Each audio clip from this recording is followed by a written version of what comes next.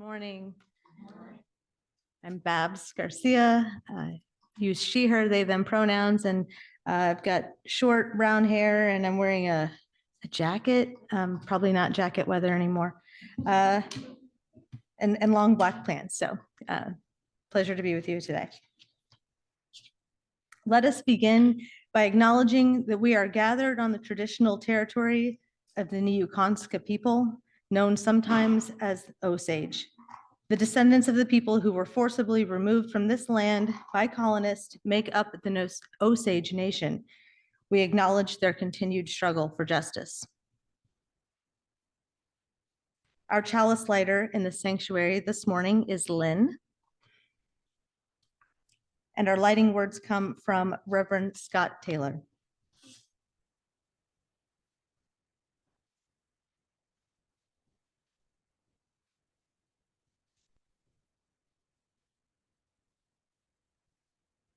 As we gather as a house of stories, we are many stories, woven fine, as we listen to the tales of those who have gone before. The way in front of us becomes more clear as we make space for voices long silenced, as all of us become more free as we hear about the accounts of those who made it. Through the dark, courage reigns on each and every one.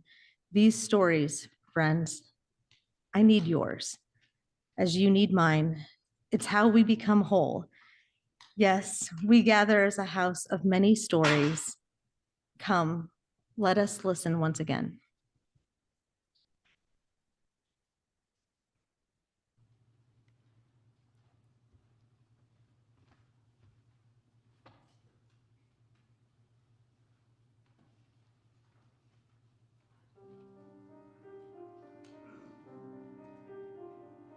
Chalice, chalice burning bright, help us see and do what's right. Give hope and comfort with your light. Chalice, chalice burning bright. Chalice, chalice burning bright, help us see and do what's right. Give hope and comfort with your light. Chalice, chalice burning bright.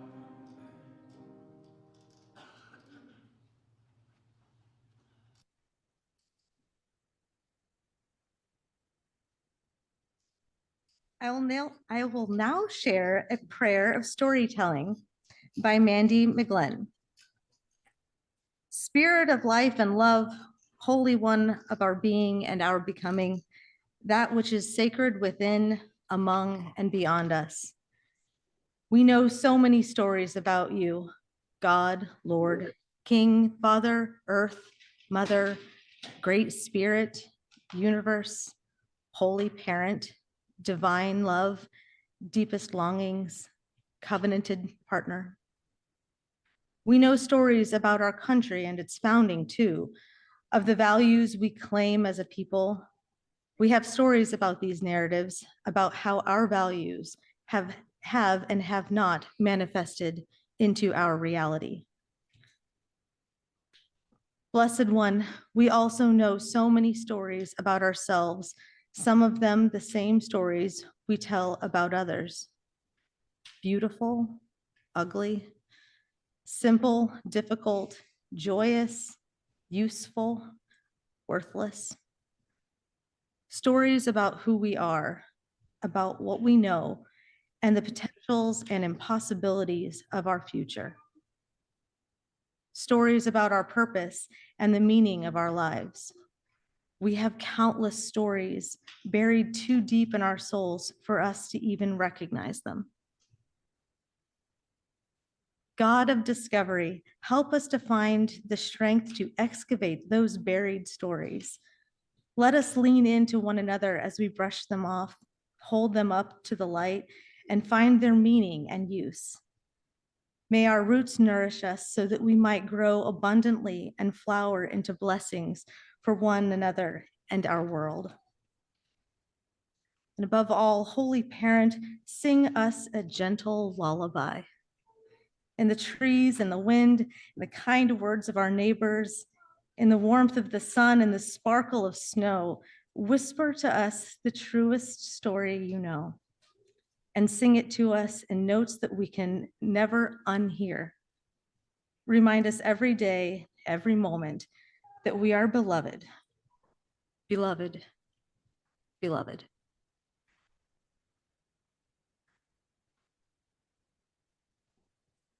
In our whole worship services, we are taking a song or a hymn and leaning into learning it as a community over the course of the month. This helps us as a whole community and not just the choir become more immersed and lean into and learn our music. So for May, we're learning the song "We Celebrate the Web of Life." It is number 175 in the Gray Hymnal, and I invite you to rise in body or spirit to sing hymn number 175.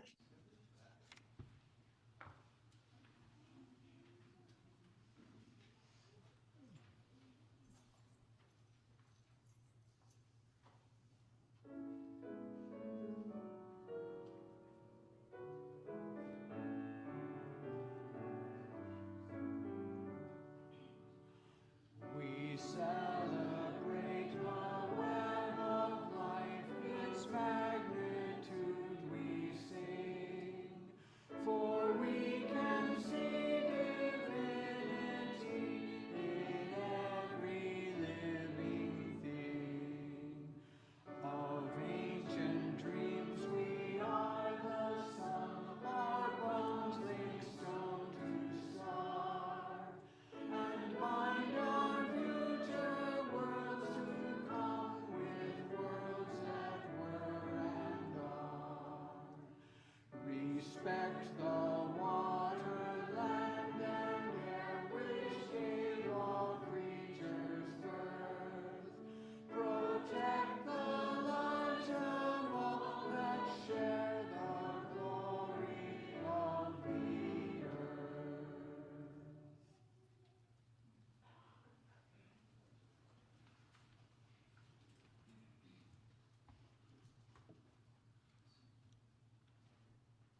Hello.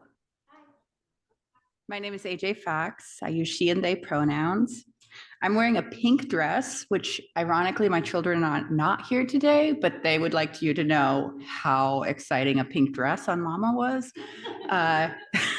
It was a big deal. Anyway, there's flowers on it. I liked the flowers. I tolerated the pink. Anyway, I have a story today.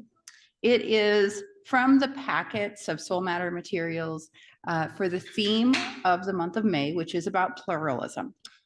And the story goes like this. I think I edited out a whole bunch of like weird old school gendered language. But if I get to it and I didn't edit it out, bear with me while I stutter a bit. But there once was a teacher, and the teacher had 4 students. The teacher wanted to teach their students about the dangers of judging things too rapidly before seeing all aspects of a situation. So they decided to send them on a journey, one after the other, to view and observe a distant pear tree. Each student traveled in a different season. The first in winter, the second in spring, the third in summer, and the fourth in fall. At the end of the year, the teacher brought all of their students together and asked them what they had seen and observed. The student who traveled in winter described a gnarled, twisted, and barren tree that stood stark, slightly ugly against the land. The student that went in the spring disagreed completely. They commented that the tree seemed full of hope and promise, with all these little green buds along the branches. The third student, the one who had traveled in the summer, described the pear tree as covered in beautiful blossoms that looked and smelled divine. And finally, the fourth and last student, who had made the journey in the fall, came back and described a tree laden with sweet and delicious pears that tasted better than any that they had ever tasted before. After each student had spoken, the teacher said that they were actually all correct because each had only seen but one season in the pear tree's life.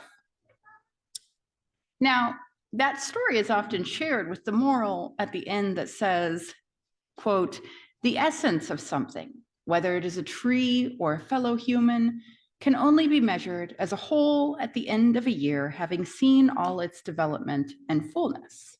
Sometimes the quote says, "To make a negative judgment in winter is to miss the promise of spring, the beauty of summer, the delicious fruit of fall," which is all true. But in this month, where we understand pluralism to mean many perspectives and lived experience, we can also understand this story to mean that each season is valid, important, valued, that each story of the pear tree is part of the whole, and maybe even the whole, and that the whole is richer for each student's experience. On a separate note, that story is just the one they had for the week. After 9 years as your director of religious education, I did inform the board this week that I will be stepping down from my staff role at the end of June. As a lifelong Unitarian Universalist raising fourth generation UUs in the Ozarks, this has been a very important role to me, and I doubt you're done with me. But as a staff member, I'm stepping down at the end of June and will follow through with all of that. I'm so grateful to have shared this time with you, and for now, nothing changes. I just wanted to let you know now that in 6 weeks or so, things are gonna shift a little. Thank you, friends.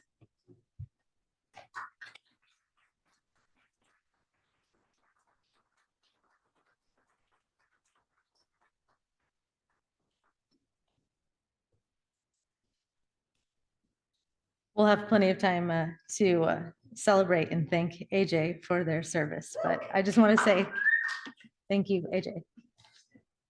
Snap, right?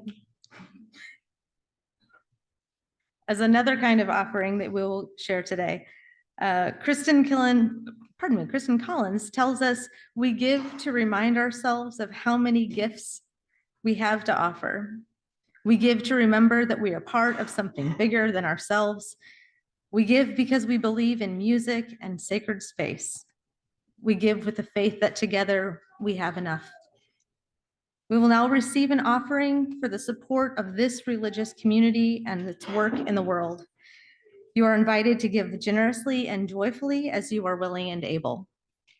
If electronic giving is your preferred method, or if you are on Zoom, virtual giving options are available via our website at springfielduu.org.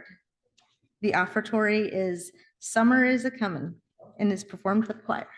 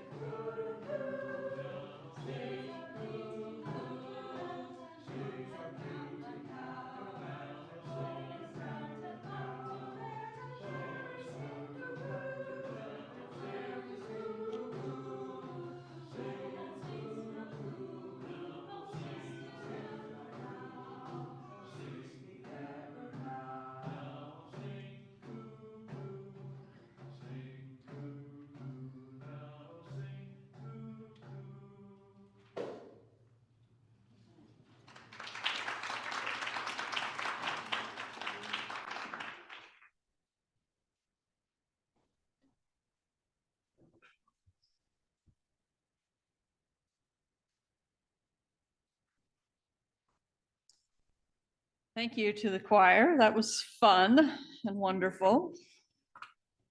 Good morning. I'm Reverend Michelle Scott-Huffman. My pronouns are she, her. I'm the minister here at First UU. And I am a average height, pale-skinned woman with short, spiky, dark hair, except where it's white. I'm still coming to terms with all of that, how to name that. Wearing gray pants and a gray plaid shirt today. So as we continue our conversation about pluralism this month, we are talking about storytelling.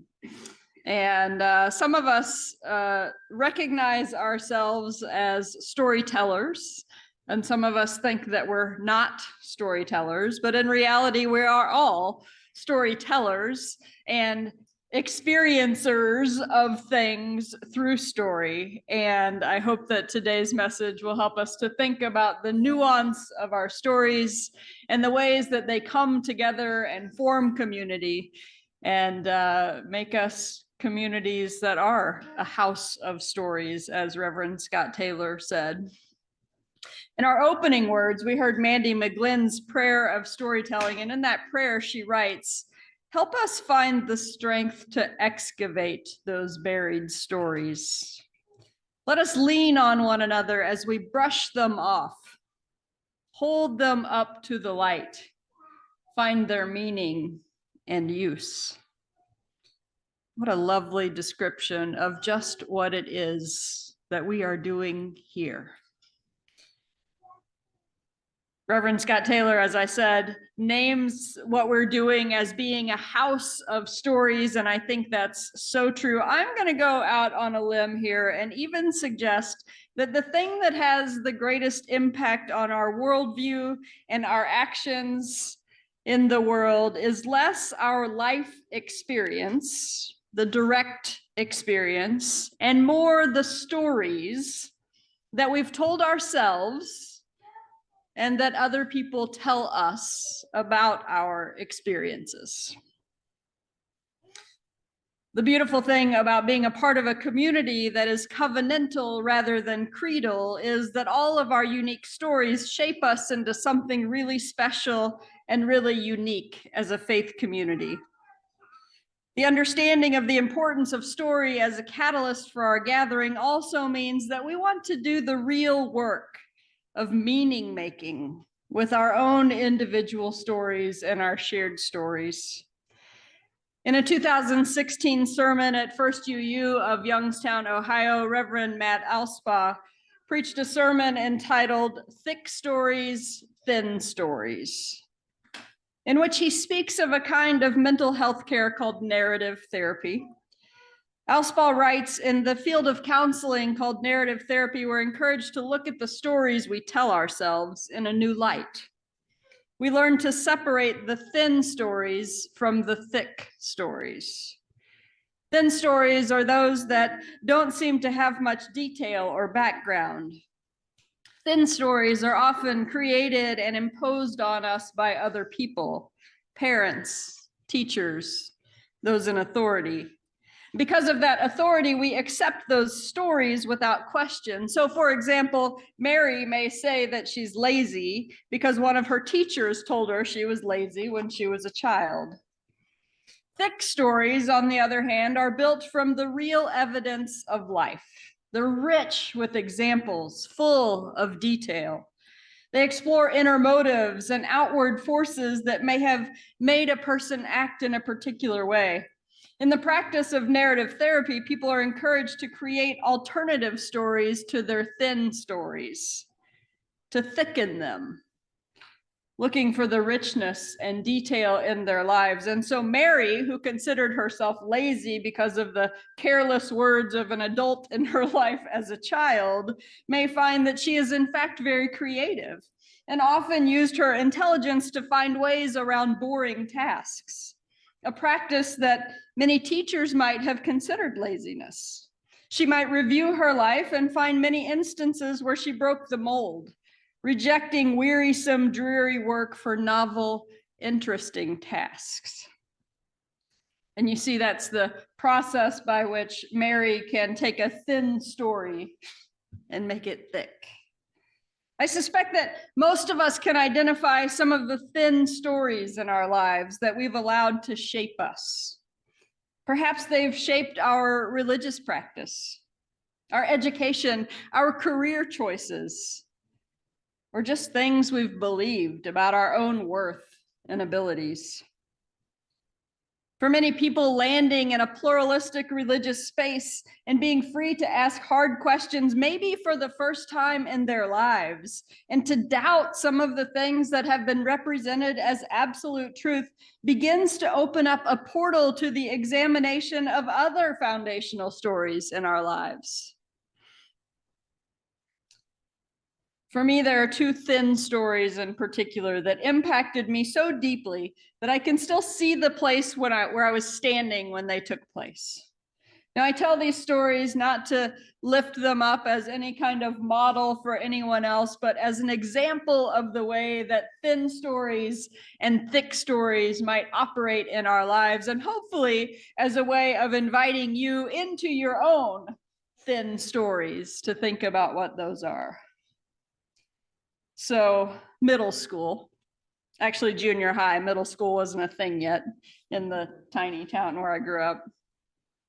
In the choir room, in this hallway that had this strange ramp up toward the cafeteria where the odd combined smells of whatever was cooking for lunch couldn't be avoided. We're in the choir room singing individually so that our choir teacher can group us into parts. I sang. She looked perplexed. And she said, "Sing again." So I did. She looked more perplexed. And she said, "I don't know what you are." Which translated in my mind to, "You cannot now, nor will you ever be able to sing." Now, before that, I had participated in the talent show with some of my friends. We sang on the stage, and it seemed to be fine. But from that moment forward, I was convinced by this thin story that I couldn't sing. Now, that's probably not how it happened exactly, because memories are tricky things. Regardless, I have let that thin story shape my willingness or unwillingness to sing for nearly 4 decades. Fast forward a couple of years, I'm now in high school in the new addition to the same building where I've gone to school since kindergarten, up the weird ramp, past the smelly cafeteria, around the corner to the right. There are these new classrooms. As I'm entering this new classroom, my geometry teacher, Miss Rackers, who was sometimes less than encouraging, looks at my shirt, looks up at me, and says, "That color is horrible on you." The shirt was yellow, and it was a souvenir that I had gotten in Springfield the year before when our basketball team had gone to the state championships, and it was my very proudly worn MSHSAA state basketball championships. I don't know why they made it yellow, but they did. And I wore it proudly because I was a part of that team. But not after that day. After that day, it was goodbye yellow. I remember several times while my kids were young, them asking Stephanie, "Why won't mom wear anything yellow?" Y'all have no idea, Victoria, how much it takes for me to wear the yellow stun shirt. But it's worth it. And it's adding some thickness to that thin story.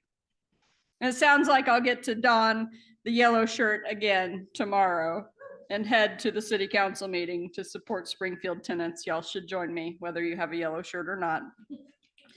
You see, solidarity with Springfield tenants feels like a good way to continue thickening the story of a yellow shirt for me. All of that to say, I allowed one sentence from one teacher to impact my life in significant ways for 4 decades. 4 decades and counting, really. I'm probably not going to sing a solo or put on a yellow shirt that's not a stun shirt anytime soon. Maybe someday those stories will be thick enough to have a different impact in my life.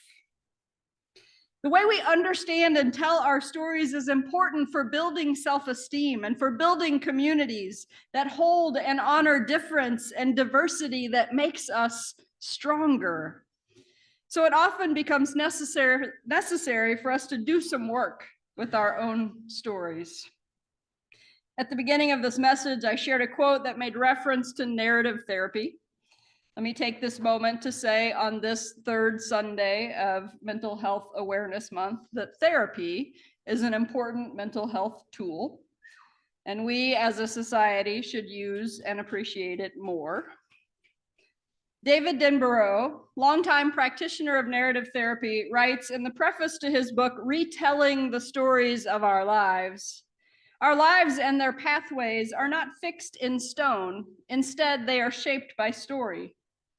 The ways in which we understand and share the stories of our lives, therefore, make all the difference.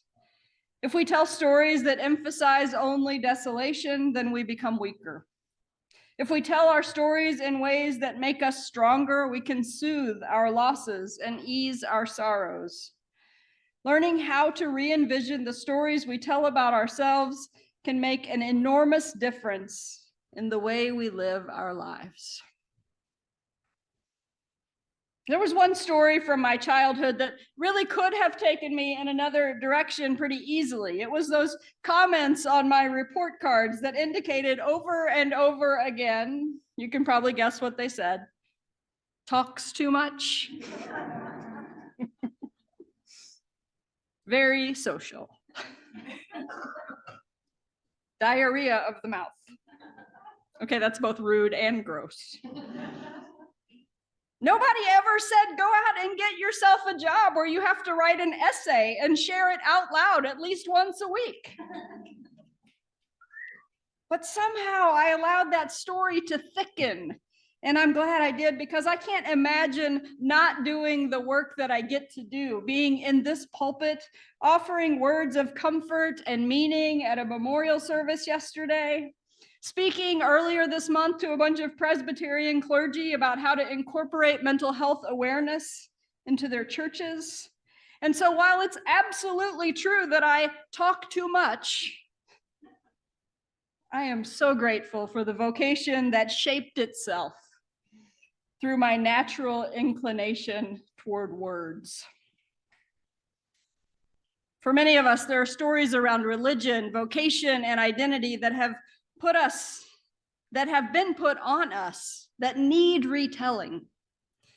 For others of us, we struggle to do that work because nobody has given us permission to reclaim and rework our own stories when someone else played a significant part in them.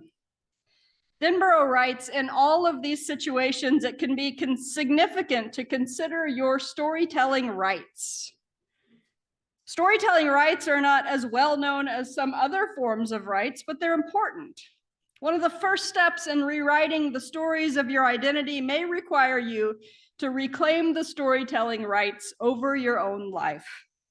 Or as Anne Lamott says in Bird by Bird, you own everything that happened to you. Tell your stories. If people wanted you to write warmly about them, they should have behaved better. Last week, I shared something on Facebook that included some especially harsh words a family member shared with me when she was judging my sexual orientation and my choice to make a life with the person to whom I've now been married 15 years this week. As I thought about sharing what she said was, she'll never be a parent to your children. I typed and erased that sentence several times, worrying about how she might feel if she saw it, how others might feel if they deduced who it was that said it. But eventually I settled with the reality that the emotional labor of holding that harm in confidence was not mine to do. A part of reshaping our stories is letting other people be responsible for their own bad behavior and harmful words. Now, I'll come back to this in a moment with some nuance. But first, I appreciate Denborough's work in the creation of what he calls a Charter of Storytelling Rights, which consists of 7 key articles. Now, we might recognize this language as the raw materials for something like a covenant. Article 1, everyone has the right to define their experiences and problems in their own words and terms. Article 2, everyone has the right for their life to be understood in the context of what they have been through and in the context of their relationships with others. Article 3, everyone has the right to invite others who are important to them to be involved in the process of reclaiming their life from the effects of trauma. Article 4, everyone has a right to be free from having problems caused by trauma and injustice located inside them, internally, as if there is some deficit in them. The person is not the problem is the problem. Article 5, everyone has the right for their responses to trauma to be acknowledged. Article 6, everyone has the right to have their skills and knowledges of survival respected, honored, and acknowledged. And Article 7, everyone has the right to know and experience that what they have learned through hardship can make a contribution to others in similar situations. So now let me come back to the last statement I made before the articles of the charter. A part of reshaping our stories is letting other people be responsible for their own bad behavior and harmful words. And with rights come responsibilities. With community comes covenant. Friends, we are human beings and we will fail one another. And what we can do as a community is not let those be thin stories, but make sure that they are thick stories, where we lean in with curiosity like we talked about last week, and we ask questions about what experiences someone has had that's different from ours, that brings them to a different conclusion about the same question or issue. This means that even as we claim and live into our own rights to tell and own our own stories, we hold space for others to do the same. Even in covenanted community, that practice will have us bumping up against each other in uncomfortable ways.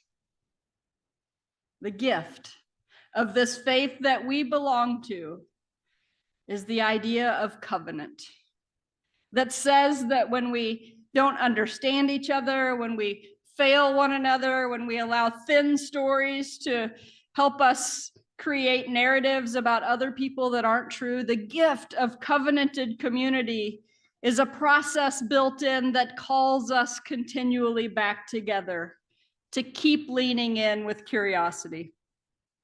The work of telling and retelling our stories with an openness to the stories of others helps us to find a pluralistic path forward. There is no one path. And most of us are here because we adamantly believed that. And so the path from this place out to the rest of the world will never be just a single path, but paths on which we can see each other and we can cheer each other on and we can recognize the validity of all the paths. That's the gift of who we are as Unitarian Universalists, a gift to ourselves, to one another, and to the world outside these walls. May we graciously receive it and selflessly share it. Blessed be. and amen.